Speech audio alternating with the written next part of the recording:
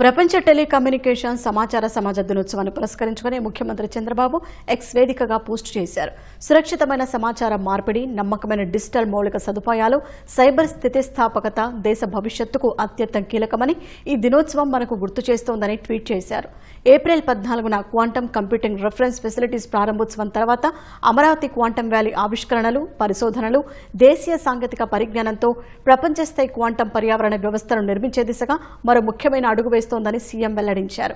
భారత ప్రభుత్వ టెలికమ్యూనికేషన్స్ విభాగానికి చెందిన సిడాట్ అమరావతి క్వాంటమ్ వ్యాలీ భాగస్వామ్యంతో అమరావతిలోని ఎస్ఆర్ఎం యూనివర్సిటీలో ఏర్పాటు చేసిన కమ్యూనికేషన్స్ సైబర్ స్పేస్ దేశంలోనే మొదటిదని సీఎం తెలిపారు.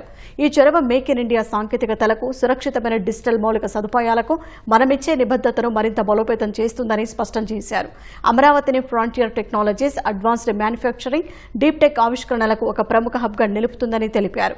భవిష్యత్తును శాసించే సరికొత్త సాంకేతిక పరిజ్ఞానాల నిర్మాణంలో ఆంధ్రప్రదేశ్కు చెందిన విద్యార్థులు, పరిశోధకులు, స్టార్టప్లు, యువ ఆవిష్కర్తల భాగస్వాములు కావడానికి ఇది అద్భుతమైన అవకాశాలను సృష్టిస్తుందని సీఎం ఆకాంక్షించారు.